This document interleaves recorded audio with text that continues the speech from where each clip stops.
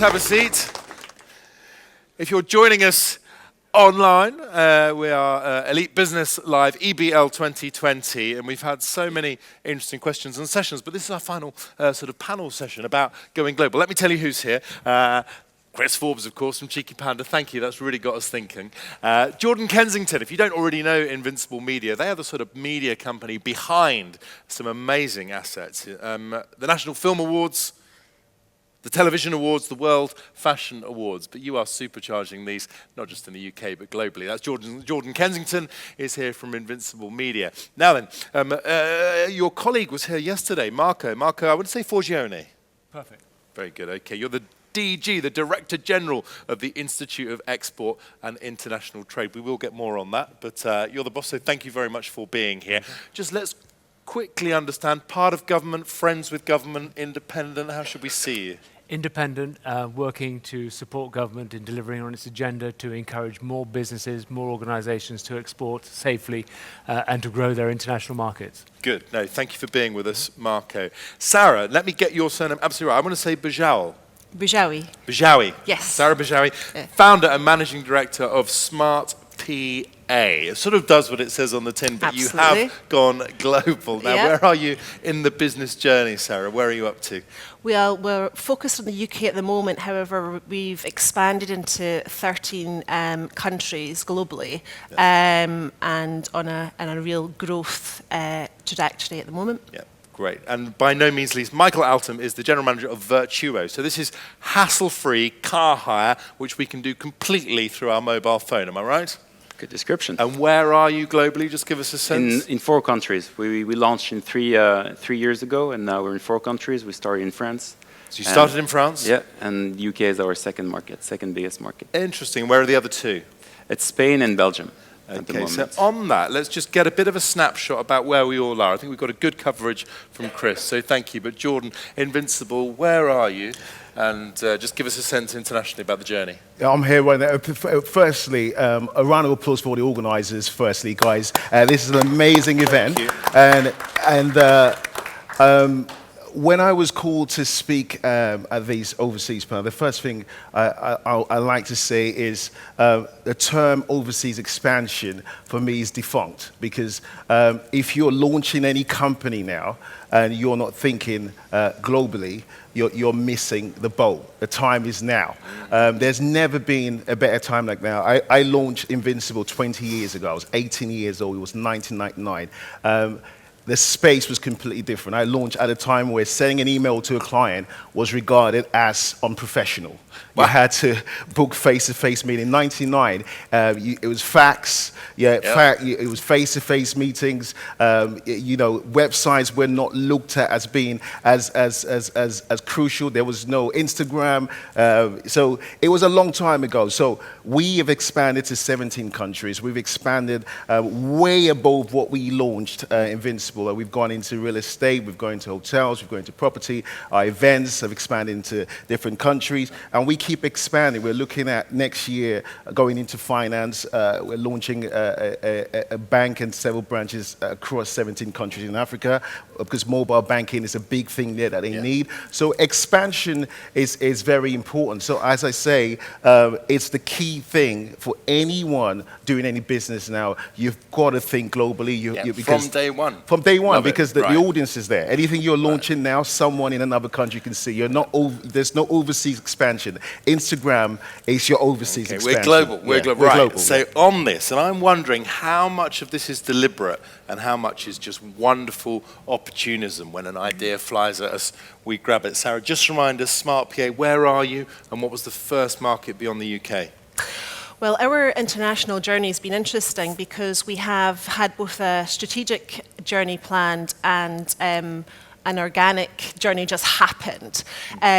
So strategically, we wanted to be in Asia, Africa, and the US to support our 24/7 service delivery.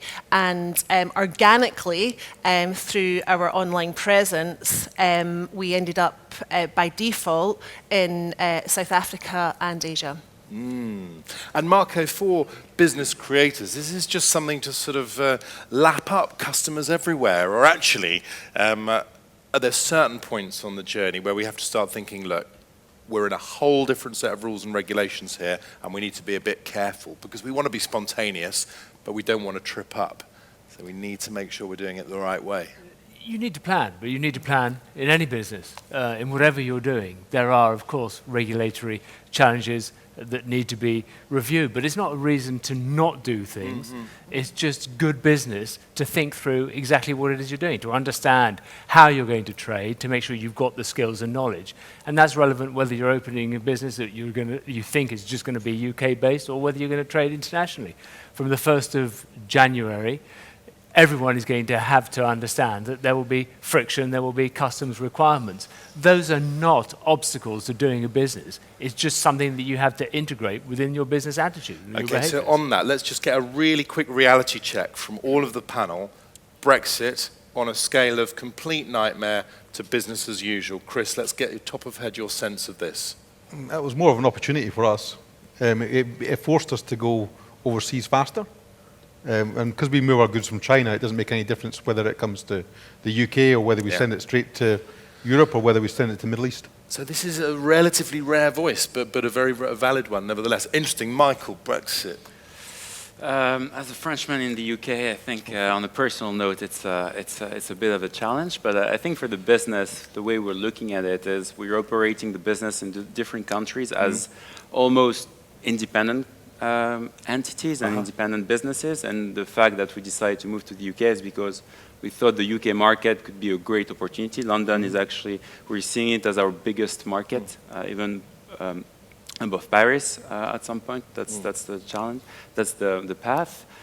So we're trying to see it as business as usual, and just trying to keep it as a European company, even if some of it will be on the EU and on the other side not. All right. Well, I'm not hearing many roadblocks yet. Sarah, are you going to? Yeah, no roadblocks here. Operationally, we don't see any great challenges. Our biggest challenge is more around the uncertainty. Nobody likes uncertainty of what's going to happen and how it's all going to play out. But other than that, and is there an example of that where you think, look, unless I know X, then I won't know what to do with this bit of my business? I think an example will be a company like a company like Uber, for example. Uber launches certain territories, and the regulation kind of got them into issue. So what we've normally done is, if we're not acting as an independent company in the country, we seek partnership. Yeah. The thing about a lot of people is that they don't understand the cultures of certain countries. Certain countries, you can't just go in there and just launch and do exactly the same thing you're doing in your country. Let's have an example. Let's have an example of how you found a partner. Did you have to do that on your own, or did people help you? Well, the thing is, you have to actually go to the places and have the meetings with people that do similar things than you, as you do in your country. You have the same access to the government, to newspapers, to media, the people that you actually want to work with in the long term. And then you just got instinct. This is every entrepreneur knows that. And you do partnerships with people that you believe, you trust, that they've got honesty, they've got integrity. They're gonna be successful in making sure your business achieves financial success. And this is a question, right, that's going to be on our minds, Mark. How important is, and we did touch on this yesterday, I accept, physical travel, showing up, real FaceTime, face-to-face, because to Jordan's earlier point, we're all global, we're all digitally connected. We can stay on this wonderful island, can't we? If you're looking to form a partnership, to make that a success, it's about the chemistry. Sure. You've got to know and trust people, so you can never get on a plane, on a train, whatever it is, and go and understand and know the territory that you're looking to expand. Well, don't we all have colleagues in the world who we know and trust and yet have never met in person? This is the nature of global corporations. I hear it every day. No, completely. But we're talking about building a scalable business that's going to be there for the next 10, 20 years. You have to understand your customer base. You have to understand your target audience.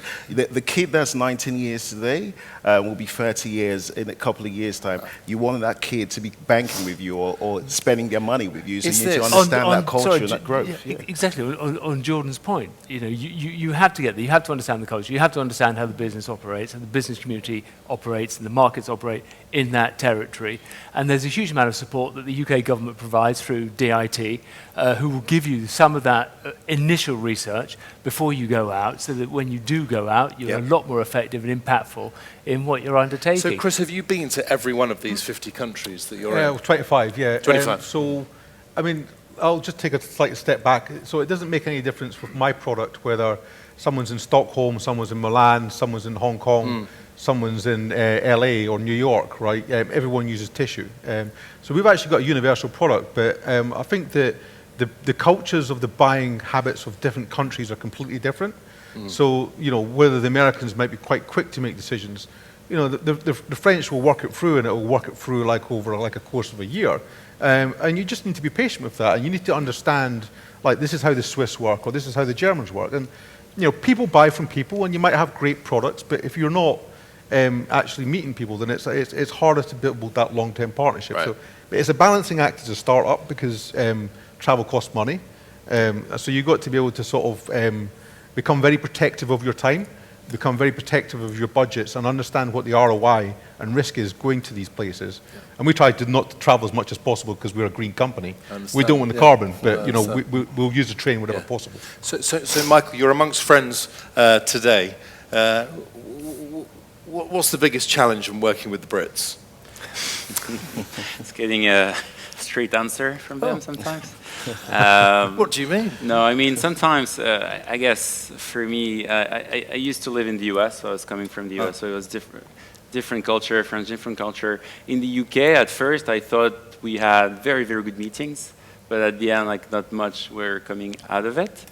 So I had to learn and understand and read between the lines.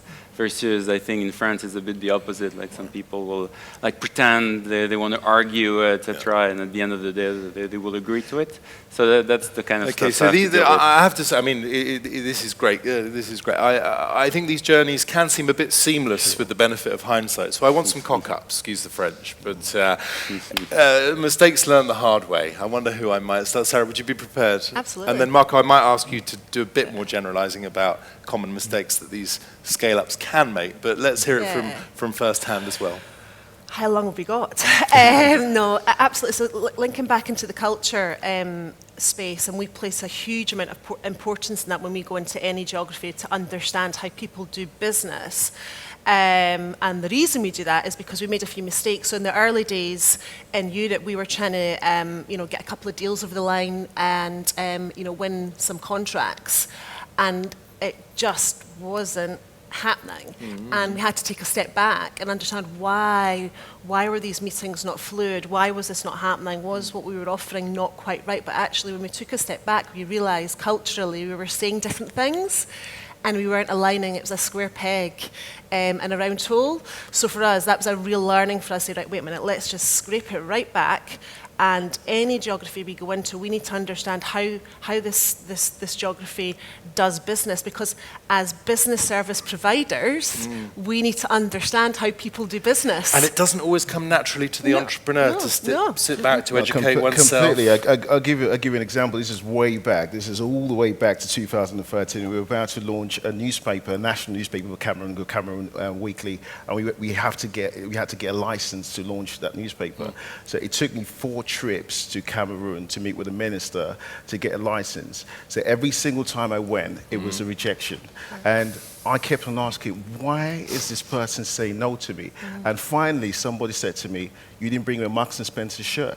So a Marks and Spencer shirt saved the deal. So the culture was, you don't travel all the way to come for a meeting without a gift. Without a small, There's got to be a present. There's got to be a cultural present. Literally, I came from London. Here's your Marks and Spencer's shirt. I'm not getting paid for Marks and Spencer saying this, by the way. But there's got to be Percy Pigs for me. Well, there you go. It could be any company. Yeah. There's got to be something in return. So a small thing like that could prevent you from getting a deal worth millions. Really interesting. And of course, there is a darker side of that in terms of some of the practices and corruptions and so on, which we also have to stay clear of. Marco, in general terms, what are the big pitfalls we avoid?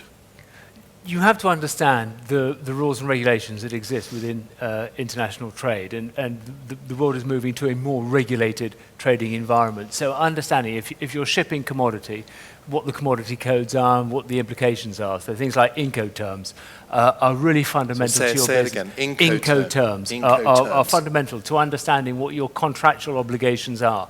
There's the apocryphal story, I'm sure it's true, of a large turbine manufacturer who used the wrong Incoterms with regards to exporting their turbine into North Africa, I think it was.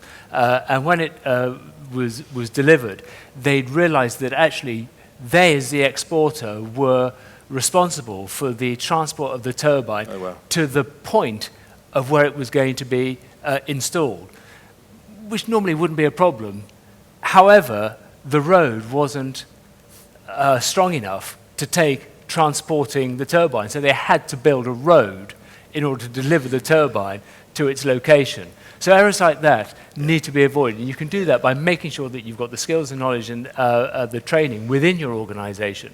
It's just sensible, good business practice. Yeah. There's just one Please, other. When you have to understand exactly what it is that you're exporting and the implications of the exporting it. I learnt last week that toothpaste is something that is a dual-use item. Oh. It can be used as the trigger for a nuclear bomb. So you have to have special regulations around exporting toothpaste. So don't just think that... Well, Colgate didn't tell us that, did they? Don't think that you can just export anything willy-nilly, because it will come down to you to make sure you know exactly what it is that you're exporting and the rules and regulations that surround it. I can hear the plot of a new James Bond film coming up. Here we are. Chris, perhaps a Cheeky Panda cock up, a lesson learned the hard way, something you wish you'd done a bit differently? So more a forewarning from KPMG about international tax laws. And there's a thing called transfer pricing. So if you're making money within one market and if you move money to your parent company, is that liable for tax? And if you're selling direct to consumer, then it is liable for tax. If you're selling wholesale, then it's not. But what you don't want to have is what they explained to me was suddenly you think everything in your balance sheet is rosy and then you get hit with a £250,000 tax bill. Yep. So sometimes it's worth spending a little bit of time. Wow, and what market did that particularly Well, that didn't happen to us, but it happened to one of their clients. So you avoided it. So they told us not to do that. Yeah. Got it. So guests, questions to what's an incredibly experienced panel, actually, across a range of businesses. Well, what's on your mind? What would you ask? If you could ask anything, what would it be? They're looking out. I can't believe there are no questions. If I can just say, I mentioned earlier that the Department for International Trade provide a huge amount of in-market advice and guidance. The UK government is absolutely determined to support business, particularly start-up businesses, to ensure that you are ready for that export journey. So they are providing grants that will allow you to get the training, make sure you've got the skills within your businesses to export safely and in compliance. Noted. And on that, let's just pause. How helpful have the four of you found UK government, either at home, in post, in the countries that we're talking about? Michael? So on our side, we talked a bit with the London partners. So this is the Mayor of London's International Business Development Organisation. Also TfL, obviously, because car rental in London, our mission is to get rid of car ownership in big cities. So hopefully it's a mission that resonates for them. Okay. But also the fact that we're a French startup in the UK doesn't help that much to get all of the, I guess, grants as if we were a UK startup. So we were bit more limited on that side. Okay, interesting. Mostly from a contact and partnership perspective. And how's it been for you, Jordan? Yeah, very helpful from years ago up to now. There's been a lot of help from the UK trade, to get into different territories. So there's a lot of help out there. Because it's easy to be a bit sceptical, isn't it, Chris, in terms of when you hear, I'm from the government, I'm here to help. But what's the reality? So the reality is there's lots of grants available, and we've gone to do shows in Europe that we've had 50% of the show subsidised, which is great from a cost perspective. But we've also, on the flip side of that, we've also had, we can introduce you to this person. And all they've done is they've introduced us to our third-party reseller agent, which kind of leads you down a wild goose chase. And actually, your time would be better off just contacting the people that you should contact in the first place, rather than try to work for the government. Yeah, understood. And Sarah, have you been We've not tapped into it at all yet. Nothing yet. Okay, so I'm looking out for questions from our guest. Now, that's either a stretch or a question. It is a question. We'll come to you. My guest here. Thank you very much. Thank you. Jordan, you started off talking about thinking of the world when you start. I think it's pretty well a summary of what you said. Just thoughts on making your mistakes locally before you go abroad. I think. Or do you make your mistakes? I think if you ask Blockbuster that question, they'll tell you that they didn't plan to make a mistake when Netflix came to propose a deal with them. Mistakes will always be made in any part of any business you do, or at any stage in any business you do. You just have to have that confidence to take that risk. I think that's the difference between a business person and an entrepreneur. An entrepreneur has that, that confidence to take that risk. And another thing I was going to add is the importance of building a strong brand. Some of the brands that have been very successful in the past, from the Virgins to, even, we don't talk about his name now, but Trump, some of the Trump's success was because of building a brand. You could sell this license to different countries. So the importance of building a brand, the brand can stay going. Mercedes will be Mercedes 10, 20, 30, 40 years from now. So if I can, sorry, John, you carry on. Yeah, I mean, Rolls-Royce will be Rolls-Royce 20 years, Versace will be Versace 20 years from now. So there's an importance of when you start, if you want to think about going globally, think about the ethos of the brand, the culture of the brand. And when you make mistakes, it's easy to defend yourself and defend the brand when the brand has had a loyal amount of clients and customers and integrity for a long period of time, meaning you've built brand license and credibility. So I guess to channel the questioner, if I may, if you're, Anita Roddick, if you're Joe Malone, crafting just an amazing product, you do it incredibly diligently, sometimes literally from your kitchen table, until you feel you've got that product market fit, and you can then take those next steps. If you follow a certain school of thought, you could have made those mistakes globally, publicly, potentially embarrassingly, even dangerously in some markets. So how do we not rein in the confidence, but at the same time, be responsible and not let ourselves down? You always have to be responsible, but mistakes will always occur. I mean, I think before you actually start a business, you're going to make mistakes. I love making mistakes, and you have to embrace making mistakes, and you have to realize that any territory you're launching, you are going to make mistakes. You will not get it right first off. There will be so many things that will happen, there will be mistakes, but you have to be ready for that, and you have to have a thick skin to I would say that get past that. Brands, if your brand's got purpose, then you'll be more likely to stay committed to it. If your brand's not got purpose, then you'll waver from it. And entrepreneurs take risks, and not everyone's cut out to be an entrepreneur. Sure. Some people just don't have that gambling mentality of I'm going to put all or nothing into building something. So probably 1 in 10 entrepreneurs in their first business will actually be successful. And you've got to be prepared to actually lose everything. But on the flip side, if you get it right, then you can win everything. So it's a real high stakes. Now, mark on this. I'm not convinced our questioner is fully satisfied, so we'll come back to you. Come on. No, I was just going to say that yes, it's about risk taking, and you take risks whether you're opening a business just in the UK or whether you're looking at something that's going to be more international.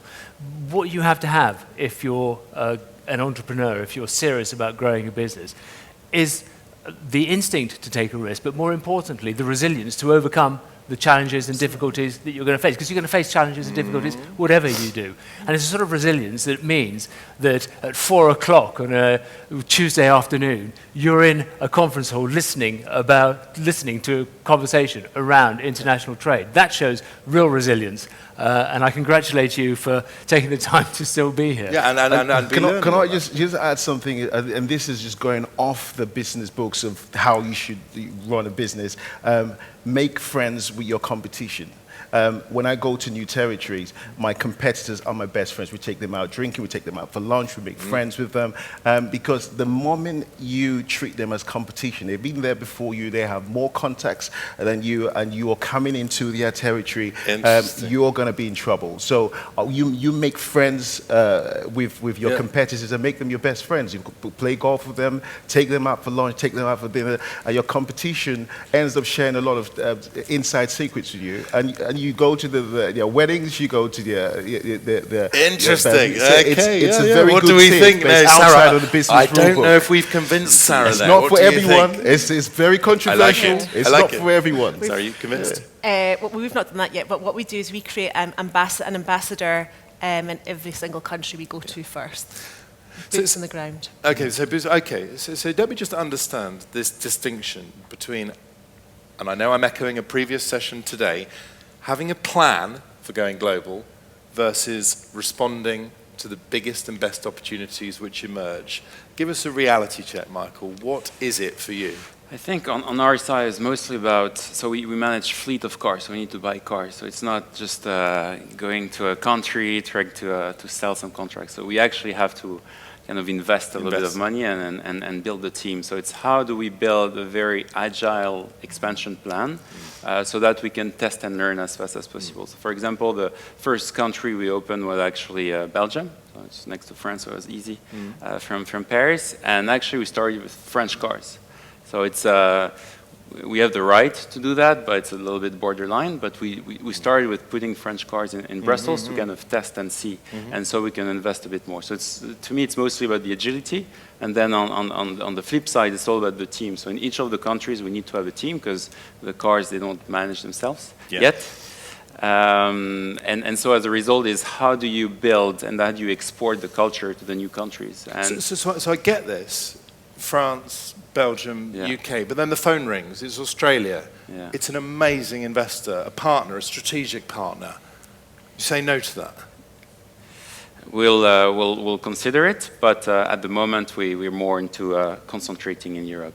Because we believe that from a trend perspective, from a market, we're looking back at the fundamentals of the market, and Europe is kind of the forefront of mobility and co-ownership decreasing in cities in Europe, so much more than, like, it's very easy to say, oh, I go global, I'm just going to go to the US. It's a very easy thing to do, but not all business needs to go to the US, not all business needs to go to Australia, even though damn right. So aside from the philosophy on this, the reality of where your footprint is today, how has it actually emerged? Well, I mean, like I was with our managing director of taking the point about knowing your competition. It wasn't quite the competition, but it was a food brand, and they were in 130 different countries. And what they did is just anybody that came along, they would just do a deal with. And then 10 years down the line, then they found themselves like, you know, with the wrong contracts with the wrong people. So actually, you've actually got to be selective, and you kind of got to sort of say, all right, you're a nice person, but you're going to be the wrong person to represent my brand. How long have you been in market? Have you got relationships with all these supermarkets or whatever, or agencies or TV companies or whatever it is, and then kind of qualify it out and sort of say, if I'm going to work with somebody else in a partnership, are you the right partner? Yeah, and who helped you reflect on that? Because after a trade show, you got a bunch of business cards. You think, this is so exciting, we're going to be scattergun any minute. Who helped you on that? It's a learning experience. So we found out there's not much margin in our products. As soon as you put a middleman in the middle, there was no margin. So we quickly worked out that we could only work with large distributors that were already in market. So it kind of qualified it out for us. Okay, Jordan, you don't strike me as the person to turn down a great opportunity. No, I've turned down loads of opportunities. I mean, I completely agree with you. You have to, I said it at the start, you have to go with your instinct. The part of being an entrepreneur is following your intuition. That's my book, by the way, it's on Amazon. Following your intuition. You do have to have strong intuition, sitting down with people, having meetings with them, and seeing whether your business will work in this country, and would this partnership work. If you know it's not going to work, there's no point just going. It doesn't matter how good the deal is. There's no point going with a partner that will, in the long term, ruin the reputation of your brand. And has that intuition let you down? Because there can be sharks out there. The intuition only lets you down when you don't believe in it. So sometimes you go against your intuition. Maybe when you've drank a bit too much in a business meeting, you go against your intuition and do a deal that you shouldn't have done. You know, so I think your intuition is always on point. You've done that?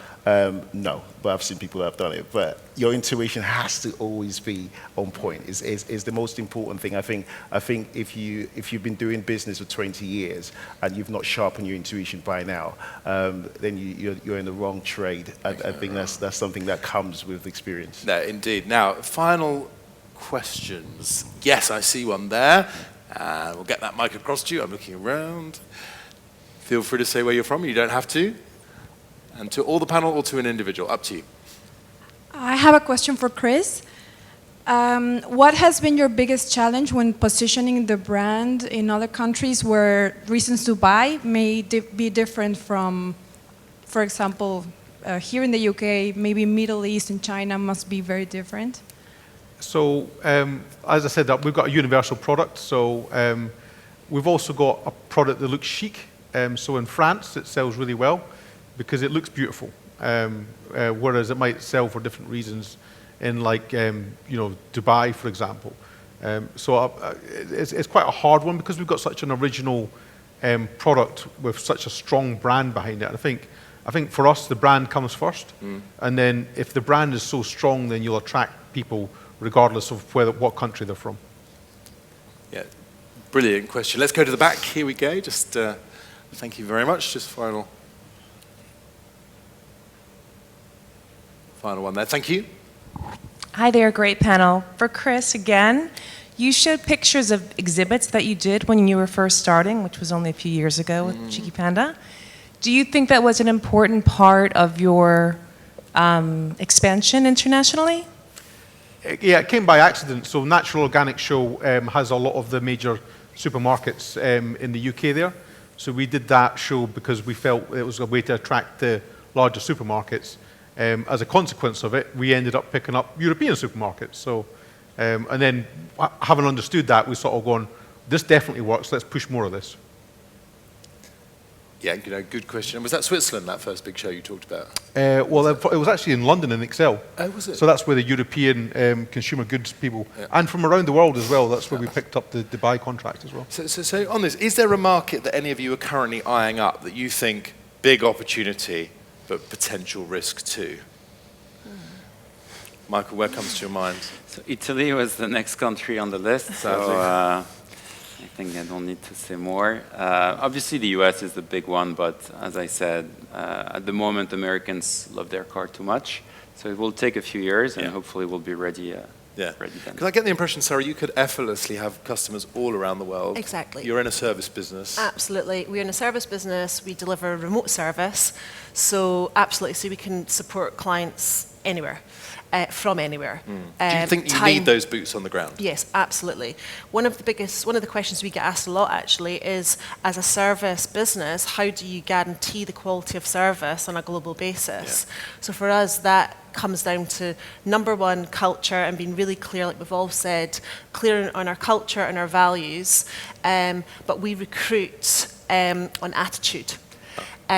We train the skill, but for us it's all about getting the right people with the right behaviours, and then we have our own training academy, so that supports us to be able to deliver a consistent service globally. And that relates to the search for partners as well, Jordan. Where is sort of flashing on the globe for you? It is. I'm looking at the continent of Africa a lot. We're investing in schools and colleges, but colleges for business and entrepreneurship, to really train people to do exactly what she said as well, just offering that training, because sometimes the barrier to delivering quality is always a challenge, but you can overcome that by investing in training. That all they need is training in how to deal with customers. Yeah, it's a huge opportunity. And Chris, just give us a sense of the Cheeky Panda roadmap. I mean, America's our market launch for April, and we get America right, then we can take the company public. We get it wrong, it will destroy my balance sheet. So. It's as an entrepreneur, I quite enjoy the risk. I'm not sure some of my team enjoy it quite so much. Well, look, you've got some new friends allowed. We're with him, aren't we, ladies and gents? Yeah, we are with you. It's if you research a market and you go in with a strategy and you execute the strategy, then you'll do okay. Right. So on that, Marco, here's a tricky question to finish on. Budget tomorrow. What is an example of one bold thing the government can do to really put a rocket under exports? We'll talk about this over drinks as well. But actually, you've got a good hotline in there to the Treasury, to number 10. What should they be doing more of that would help all of our guests here? I think the single biggest thing the government could do, and it relates back to a comment earlier, is to give a clear, unequivocal statement of what our trading relationship is going to be going forward. And from there, businesses can plan with confidence, knowing what the circumstances, what the regulatory environment is going to be, what the customs environment is going to be. And just they've got to do deals. They can't just say, this is what the deal's going to be, can they? So the government is going to publish, either later this week, the the agreement platform that they want to sign with the EU. I think that's a brilliant initiative, and I look forward to Michael Gove publishing that, because it will give certainty and clarity for UK businesses. Okay, so certainty, clarity. Anything else we throw into the request list? Anything, or actually full steam ahead? I'd say don't let the Brexit challenge stop you from expanding. It doesn't matter what the government comes up with. We've always, as entrepreneurs, we've always found a way. Entrepreneurs are people who find solutions to challenges.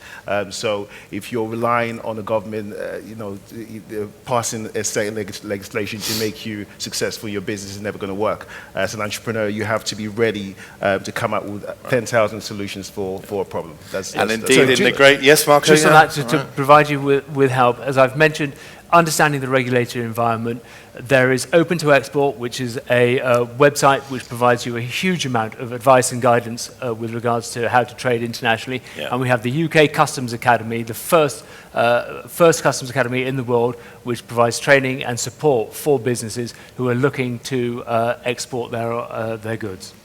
Good. So in every crisis and opportunity, even in the great bog roll crisis of 2020, there will always be a cheeky panda. Let's just say that. Thank you. I'm sorry we don't have more time, but thank you very much, all of you, to Michael, to Sarah, to Marco, of course, to all of my panel, Jordan and Chris especially. Thank you very much indeed. Good to see you. Thank you. Thank you.